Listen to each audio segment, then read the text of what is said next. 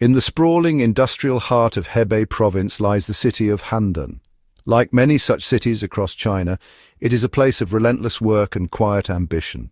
Life here follows a predictable rhythm, dictated by factory shifts and the steady hum of commerce. In 2007, Handan was not a place one associated with audacious crime. It was a city of order, of rules followed, of systems trusted implicitly. At the center of this ordered world stood a branch of the Agricultural Bank of China. It was a fortress of finance, its vaults holding the savings and dreams of countless ordinary citizens, protected by steel concrete, and most importantly by the people entrusted to guard it. The bank was a picture of institutional calm. The most secure part of this building was, of course, the vault. It was a place few were ever permitted to enter, a sanctum of immense wealth protected by layers of security protocols. The system was designed to be foolproof, relying not just on locks and alarms, but on the unwavering integrity of its personnel. The idea that a threat could come not from a masked gunman storming the gates but from within its own ranks seemed utterly inconceivable. The very foundations of the bank were built on trust, a commodity more valuable than the cash stacked within its coffers. This particular branch in Handan was no different from thousands of others. It was a cog in a vast financial machine, its daily operations a testament to routine and regulation. The employees were vetted, the procedures were strict, and the oversight was constant, or so it was believed. Behind this facade of impenetrable security, a vulnerability was growing, not in the thickness of the vault door or the sophistication of the alarm system, but in the hearts of two men who held the keys. The two men at the heart of this story were Ren Xiaofeng, Ma Xiangjing. On the surface, they were unremarkable figures, just two more faces in the vast workforce of modern China. Ren, in his 30s, was a vault manager at the Handan branch of the Agricultural Bank. This was a position of immense trust. He was responsible for the cash stored within the bank's most secure location, overseeing its movements and ensuring every yuan was accounted for. He had worked his way up, proving himself to be a reliable and diligent employee. He knew the bank's procedures intimately, not as a manual to be memorized, but as a daily reality he lived and enforced. Ma Xiangjing was his colleague, another trusted member of the vault staff. Working alongside Ren, he too had access to the inner sanctum of the bank. Together, they were part of a small elite team responsible for the physical cash that kept the branch operating. Their roles required meticulous attention to detail and unquestionable honesty. They were the final line of defense for the bank's assets. Their superiors saw them as dependable cogs in the machine, men who understood the gravity of their responsibilities. They were given the keys to the kingdom, entrusted with a fortune that belonged to the people of Handan. These were not men from the criminal underworld. They were ordinary working men with families and daily routines. Ren was known to be a quiet, thoughtful individual. Ma was his trusted associate.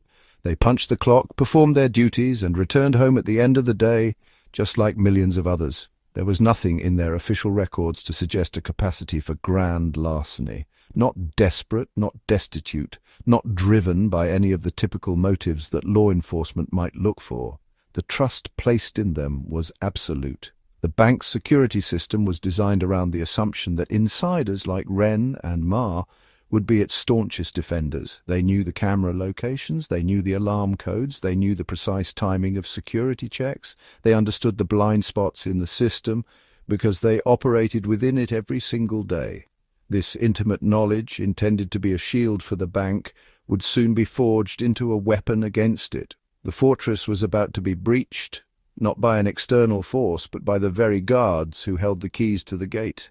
And so the stage was set for what would become the largest bank robbery in the history of the People's Republic of China. It would not be a crime of brute force, of shattered glass and blaring sirens. It would be a crime of quiet betrayal, executed in plain sight by the very individuals tasked with preventing it. The theft would be so audacious, so deceptively simple, that it would shake the foundations of the country's banking system. The story begins not with a bang, but with a whisper inside the silent, heavily guarded vault of the Agricultural Bank of China, in a city that thought it was safe. The motivation behind this extraordinary crime was not born of poverty or political ideology. It was something far more mundane, yet dangerously potent: a lottery ticket.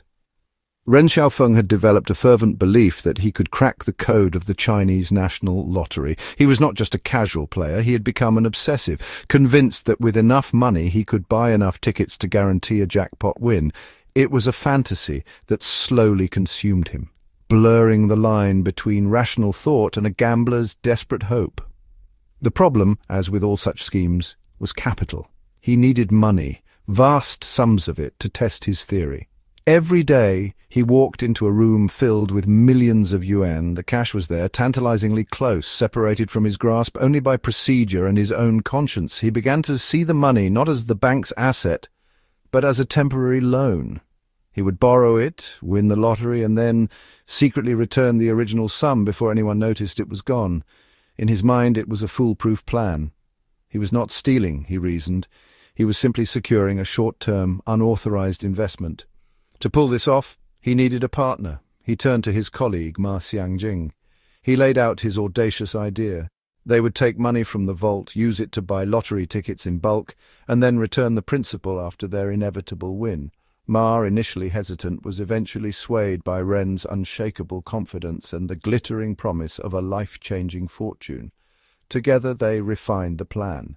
They would exploit their knowledge of the vault's security protocols, taking advantage of the gaps and routines they knew so well. In late 2006, Ren and Ma decided to put their plan into action. The first attempt was a cautious one, a test of the system's vulnerabilities. Under the guise of routine vault management, Ren Xiaofeng removed a sum of 200,000 yuan. The equivalent of roughly £13,000 at the time. It was a significant amount, but small enough to be hidden inside the vault's vast holdings. He did not smash a lock. He did not disable an alarm. He simply used his authority to sign out the cash and created a fraudulent paper trail. It was a quiet, clinical act of theft. With the cash secured, Ren immediately went to a nearby city. He began purchasing lottery tickets in huge quantities. He wasn't just hoping for luck, he was trying to overwhelm the odds with brute financial force. For days he poured the bank's money into the state-run lottery. Ma Xiangjing remained at the bank to keep up appearances. He was the anchor, keeping routines normal so no one would suspect. The result was crushing disappointment. Ren did not win the jackpot. He won a few small prizes, but they were a pittance compared to 200,000 yuan. Most of the bank's money was gone, lost to the lottery. He was now an embezzler facing discovery. The clock was ticking. The money had to be accounted for. Faced with disaster, Ren made a fateful decision. Instead of confessing, he doubled down. He approached a colleague, security guard Zhao Xuanan. He borrowed money from him under false pretenses. He also used a credit card to raise more funds. It was a frantic short-term fix. He scraped together enough cash to replace the missing 200,000 yuan just before it was missed. To auditors, everything looked in order. The crisis was averted, but Ren was not deterred. He'd taken, lost, and replaced the money without being caught. The system, he concluded, was beatable. The near disaster of the first theft did not serve as a warning to Ren Xiaofeng. Instead, it actually reinforced his belief in the weakness of the bank's security. He had danced on the edge of the abyss and survived. His obsession with the lottery remained, now tinged with a desperate need to recoup his initial losses and, well, prove his theory correct. He believed his only mistake had been not taking enough money. To guarantee a win, he reasoned, he needed to place a much larger bet. The logic was flawed, driven by the gambler's fallacy that the next hand must be the winning one. He once again turned to his nervous accomplice, Ma Xiangjing. This time the plan was far more ambitious, far more reckless. On the 16th of April 2007, using their trusted positions and knowledge of the security schedule, Ren and Ma began their operation. Over a period of hours, they systematically removed bundle after bundle of cash. They loaded the money into large bags and, astonishingly, carried it out of the bank. They used their own cars to transport the loot, making multiple trips. They were hiding in plain sight, their actions shielded by the very uniforms they wore and the authority they held. The total amount they stole was staggering, nearly 51 million yuan. At the time, this was equivalent to almost £3.5 million, or $6.7 million. It was a life-altering sum of money, far more than they could ever hope to earn. With the cash secured, they immediately put the second phase of their plan into motion. They drove to neighboring cities, spreading out to purchase lottery tickets on an industrial scale. They bought hundreds of thousands of tickets, a blizzard of paper representing their one and only hope of avoiding a lifetime in prison. The entire fortune was staked on a game of chance. As they embarked on their frantic buying spree, the clock was ticking at the bank in Handan. They had exploited a window of opportunity, but they knew it would not last forever. An audit was scheduled, and the vault would be opened. Their plan, as before, relied on a quick, spectacular lottery win that would allow them to replace the vast sum they had borrowed. It was an act of breathtaking audacity, a final all-or-nothing roll of the dice. The crime was perfect only in its conception. In its execution, small but critical errors began to accumulate, creating a trail for investigators to follow.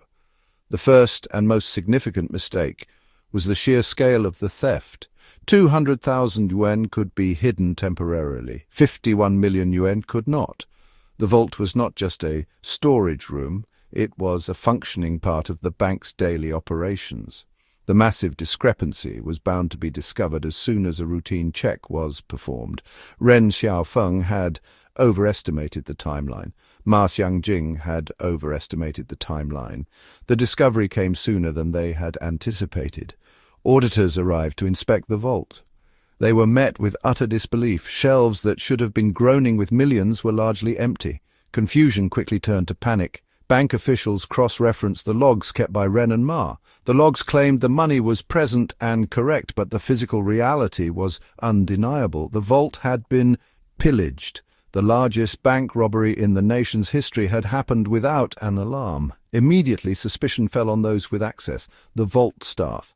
The focus narrowed to the two managers who were conspicuously absent, Ren Xiaofeng, Ma Xiangjing. Calls to their mobile phones went unanswered. Visits to their homes found them empty. Their sudden disappearance on the day the theft was uncovered was tantamount to a confession.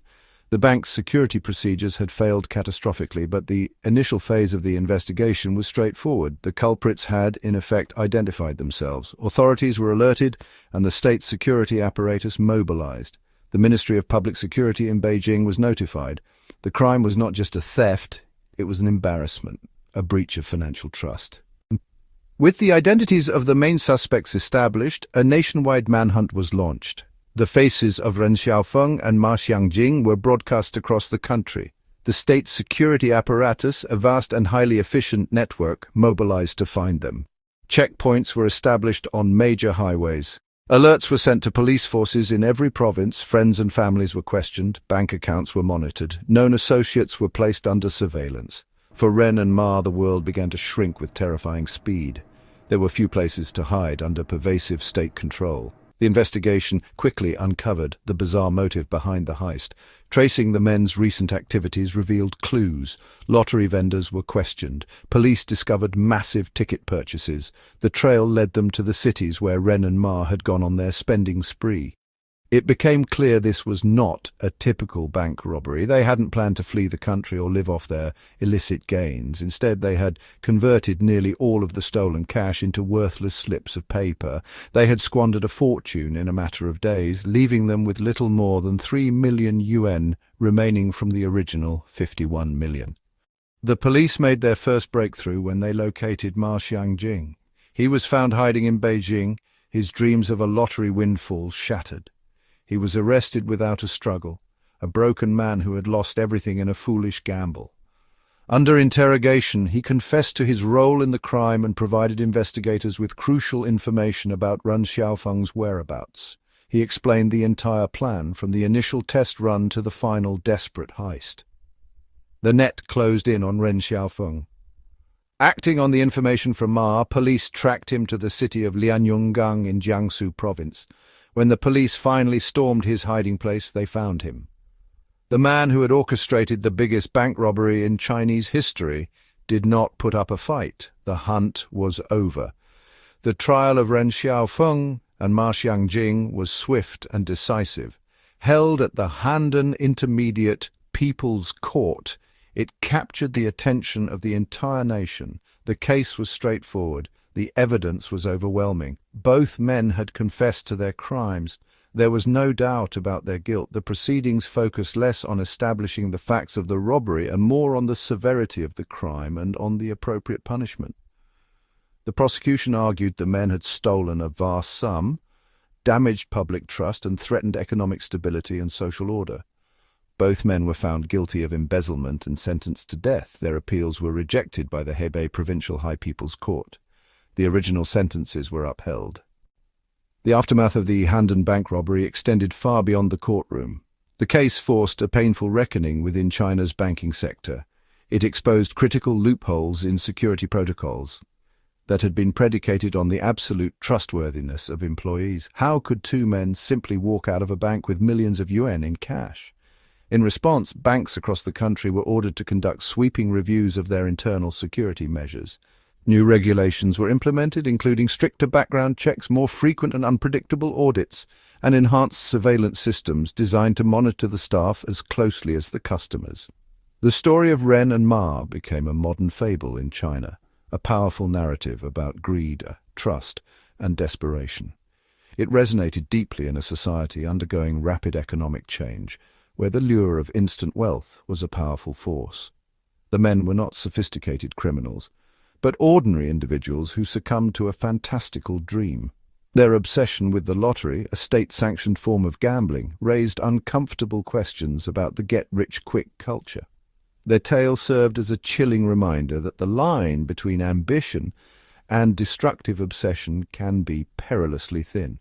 For the Agricultural Bank of China, the incident was a profound institutional embarrassment.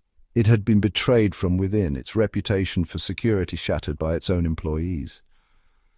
The bank not only suffered a massive financial loss, most of the money was never recovered, having been spent on lottery tickets, but also a significant blow to its public image. The case highlighted the simple truth that the strongest vaults and most advanced alarms are worthless if the people holding the keys cannot be trusted.